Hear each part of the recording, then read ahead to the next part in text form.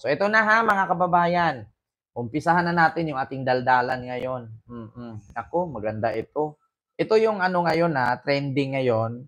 Alam niyo naman na nag-trending ngayon, actually matagal na po itong nangyari, yung patungkol sa pamumugbog ni Pulong. Kung naalala ninyo, 'di ba, namugbog naman si Pulong. Si Pulong Duterte namugbog tapos inaksyonan pa nga niyang saksakin niya yung lalaki doon sa may bar.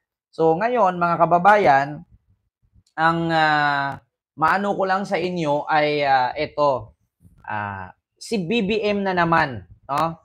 Si BBM na naman ang isinisi, no, ng nitong mga ano ni Sara Duterte. Kasi daw politically motivated daw ito. No, kapag may issue daw sa ating bansa, may issue sa Pilipinas, ang gagawin daw ay pagtakpan daw ng administrasyon ang issue at sa mga kalaban daw ibinabato.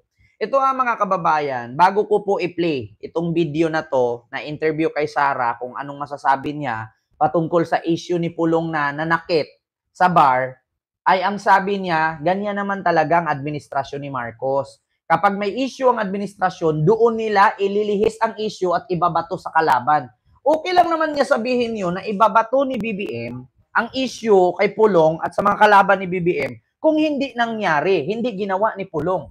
Ang katotohanan mga kababayan ay si Pulong mismo nakita sa video na nananaksak at nananakit. Okay lang naman na ako maniwala na sana ako nasabihin ni Sara na nililihis ni BBM ang issue sa ating bansa. Kaya doon ibinabato ang issue sa mga kalaban para mapagtakpan daw yung patayan, yung sagasaan sa airport. Yun daw ang ginawa ni BBM. Inilihis. Alam na alam ni Sara yung mga ganyang gawain kasi gawain ng tatay niya dati yan. Kapag in-issue sila patungkol sa droga-droga, ililihis nila ang kwento. At gagamit sila ng mga vlogger. Ganyan naman ginagawa dati ng tatay ni Sara. Ngayon, okay, ako maniniwala ako na nilihis ni BBM ang issue doon kay Pulong na instead na tutukan ni BBM yung banggaan sa NAIA at yung mga punit passport at laglag bala, inilihis daw doon sa issue ni Pulong. Maniwala na sana ako ang problema, totoo naman po talaga na si Pulong namugbog. 'Di ba? Hindi mo naman masasabing nilihis. Yung tatay niya noon, naniniwala ako na in-issue ni Laila de Lima patungkol sa West Philippine Sea. Anong ginawa nila? Issue ni Laila de Lima na 6 video ang nilabas nila para mabura ang West Philippine Sea at hindi mapag-usapan si Laila de Lima ang mag-trending. Ganon ang ginawa ng tatay ni Sara noon. So ngayon si Sara magaling sumagot. Ito po ang sagot niya mga kababayan. Politically motivated at nilihis daw ni BBM ang issue sa ating bansa, doon daw binato sa issue ni Pulong. Ito mga kababayan. Bumas naman yung kanilang May 1 na 20 pesos ang kilo ng bigas. At syempre dahil hindi naman totoo yung pangako na yun, pabobola lang naman yun sa mga tao, hindi nila kayang i-sustain, ay tinigil. Ayan na naman. Sabi ni Sara dito, nilabas daw nila ng May 1 ang 20 pesos na bigas, hindi naman daw kayang i-sustain yun ni BBM yung 20 pesos per kilo ng bigas, pambubola lang daw yun sa tao. So, ngayon, hininto daw kasi napapahiya daw si BBM, parang ganon. No? Alam mo, sa totoo lang, hindi daw kaya ni BBM yun. Mag-implement ba si Marcos kung hindi kaya? Di ba? Hindi daw kaya ni BBM yun, kaya ina-atras daw ang bigas. Yun ang utos ng Comelec na hindi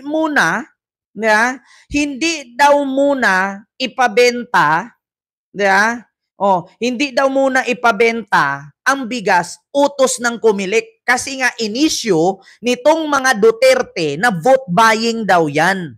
Ngayon na hininto ni BBM at hindi muna pinapatuloy na ibenta ang bigas, ang issue naman ngayon ni Sara, kaya daw hininto kasi hindi kayang i-sustain. Pambubola lang daw sa tao, 'di ba? Naghahamon-hamon kayo kung saan galing, saan na ang bigas na pangako, ngayong itinutupad na gawing 20 pesos per kilo at ngayong naitupad nireklamo ninyo na vote buying. 'Di ba? Alam niyo mga kababayan, ito yung taktika ni Sara. Panis. Panis na taktika yan. Bakit? Nung una, hinahamon nila si BBM na saan ang 20 pesos per kilo ng bigas. Ngayon, nilabas ang 20 pesos per kilo ng bigas, nag-file sila ng reklamo sa Comelec na Ano daw ito? Pamumulitika daw ito. Oo, vote buying daw. Kaya hininto ngayon ng Comelec at hindi muna ituloy after na ng eleksyon. Ngayon, ang ipinalabas ni Sara, hininto daw kasi hindi kayang isustain. Di ba? Narinig nyo naman. Ang galing ni Sara.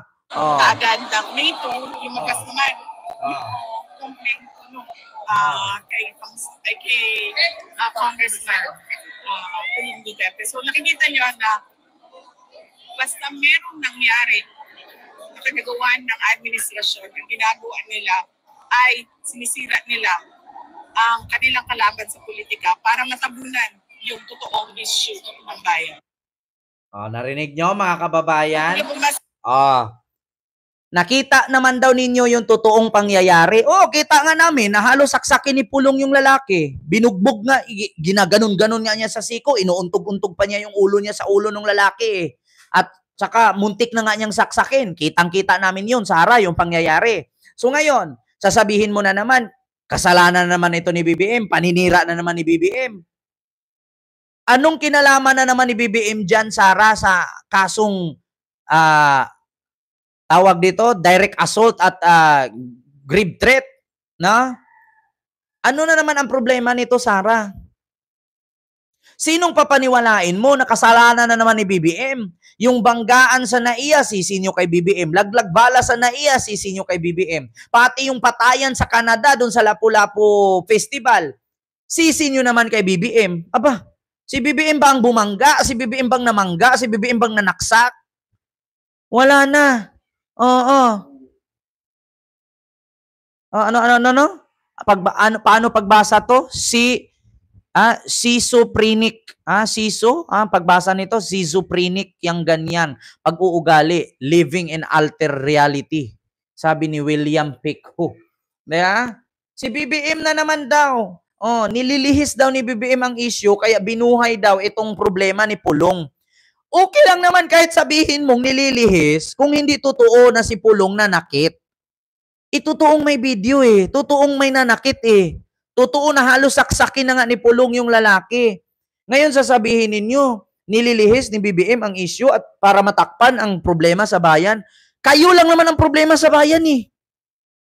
Kung hindi kayo dyan sa kakadakdak ninyo, hindi nyo kakapanira ninyo sa administrasyon, may problema ba ang ating bansa? Wala. Ang bigas bumaba na, ang mga bilihin bumaba na. Kayo lang ang problema sa bansang ito. Di ba? Oo. Schizophrenic. Ganyan po ang pagbasa. Schizophrenic pala ang pagbasa nito. So si Sara Duterte may schizophrenic disorder? Parang ganun po ba? Diba? Si BBM na naman ang sinisi. Mga kababayan, my God, I hate drugs na talaga. Oo, may nagpalipad. Sir Ma'am Kanji Official, maraming salamat sa yung 10 Hong Kong dollar super sticker. Thank you so much. Tignan nyo mga kababayan. Yun daw issue na pananakit ni Pulong sa bar, si BBM daw ang may kasalanan noon. Bakit? Si BBM daw ang may gawa na para ikalat itong video na pananakit ni Pulong sa bar. Anong kinalaman ni BBM dyan? Kasalanan niya nung binugbog ni Pulong at yung nagpakalat dyan, yung may hawak ng CCTV. Hindi po politically motivated yan. Si BBM na naman, Sara? Sinisi mo na naman si BBM? Diyos mio Marimar, Sara.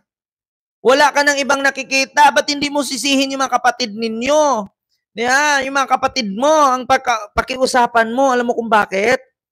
Alam ninyo na mainit kayo sa mata ng tao, gagawa pa kayo ng gulo. Katulad kay Kitty Duterte, nagpa-fake news na may raid daw sa bahay ni Digong. Sakit sa ulo mo yon. Si Pulong nananakit sa bar, namugbog, nananaksak, sakit sa ulo mo yon. Yeah. Tignan nyo mga kababayan sa interview ni Sara Duterte ng News 5. Si BBM daw ang sinisi ni Sara. Kay BBM na naman. Ito Lumas naman yung kanilang May 1 na 20 pesos ang kilo ng bigas. At syempre dahil hindi naman totoo yung pangako na yun, pabobola lang naman yun sa mga tao, hindi nila kayang i-sustain, ay tinigil kaagad ng May 2, lumagas naman. Tinigil daw ng May 2 yung bigas. Paano hindi titigil? Inireklamo ninyo sa Comelec na vote buying. Kaya nga ang sabi ng Comelec, wag nyo nang ituloy muna. Pagkatapos ng eleksyon, tsaka nyo na ibenta yung 20 pesos bigas. Oh, kasi nireklamo ninyo na vote buying. Tapos ngayon sasabihin mo, tinigil. Pagdating ng May 2, tinigil kasi hindi masustain. Grabe ka fake news at talaga itong si Sara. Oo, dapat dito, ito yung patawag sa Quadcom at i-contempt eh. Oo, grabe ka fake news. Ang galing gumawa ng kwento. Ngayon, Sara, pagkatapos election, pag matuloy ang bigas na na yan, 20 pesos per kilo na yan, mapapahiya ka na naman. Nung nakaraan, sabi mo, ang bigas na 20 pesos per kilo, kanin baboy. Oh, pagkain ng baboy. O ngayon, nung binalita, maganda ang klase ng bigas at kinain pa nga nila doon sa live. Oh, hindi naman kaning baboy. Galit na galit ngayon mga farmers sa'yo kasi kung kanin baboy ang mga bigas galing sa mga farmers, so anong tingin mo sa mga farmers? Minamaliit niya. Itong mga farmers kasi kanin baboy daw yung 20 pesos per kilo ng bigas. Oh, tapos ngayon hindi daw kayang isustain kaya pinahinto. Putang ina. Kaya pinahinto kasi nireklamo niyo sa Comelec na vote buying. At ang sabi ng Comelec, ipagpatuloy pagkatapos ng eleksyon. Tapos sasabi ipakalat mo ngayon, pinahinto kasi hindi kayang isustain. Tapos pagdating dito kay Pulong, yung kanilang May 1 na 20 pesos ang kilo ng bigas. At syempre dahil hindi naman totoo yung pangako na yun, pabubola lang naman yun sa mga tao, hindi nila kayang i-sustain, ay tinigil kaagad ng May 2, lumabas naman yung complaint ko kay Congressman Pulong Duterte. So nakikita nyo na basta merong nangyari na pinagawa ng administrasyon, ang ginagawa nila ay sinisira nila ang kanilang kalaban sa politika para matabunan yung totoong issue ng bayan. Ano daw? Ang ginawa daw ng administrasyon, nilabas daw yung video ni Pulong at pinakalat para matabunan daw ang kapalpakan ng administrasyon. Bakit may problema ba sa administrasyong Marcos ngayon? Kayo lang naman yung puro reklamo eh. Kayo ang problema, Sara. Walang problema ang Pilipinas. Bagkus kayong mga Duterte ang problema. Di ba? Ano yun? Si BBM na naman may kasalanan? Isisisi na naman kay BBM? Di ba? Kaya daw nilabas itong patungkol sa bugbog saksak issue ni Pulong Duterte para mapagtakpan daw ang problema ng Pilipinas, para mapagtakpan daw ng administrasyon. Bakit parang si BBM na naman may kasalanan, Sara? Namumugbog yung kapatid mo? Tapos, para mapagtakpan sa kapatid mo, isinisi? Ang video ng kapatid mo ang pinakalat? Aba, talagang certified baliw ka na talaga, sabi ni Montulfo eh.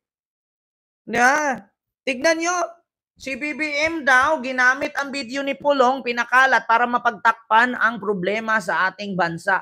Kayo lang ang problema, Sara. Walang problema sa Pilipinas, kundi kayo ang problema. Ma'am Emma, maraming salamat sa iyong 800 yen super sticker. Thank you so much po. Diba? Nakakapanggigil ka. Ay, Diyos ko. Kaya nga dapat sa'yo, makulong ka ng hayop ka eh. Eto tayo, mga kababayan. Dito tayo. Tapos na tayo dyan. Lahat na lang sisi kay BBM. Pag nag-iyot, nabuntis, sisi kay BBM. Pag dumami anak, nabuntis, sisi kay BBM. Pag walang makain, sisi kay BBM. Ay putang ina ninyo. Magbagyo, magbaha, sisi kay BBM. Ano ba? Parang wala ng kalayaan si BBM dito. Hindi na alam ni BBM kung saan siya lulugar. Dito tayo, mga kababayan. Sara Duterte, certified baliw. Sabi ni Montulfo. Nako, ito na nga. Speaking of certified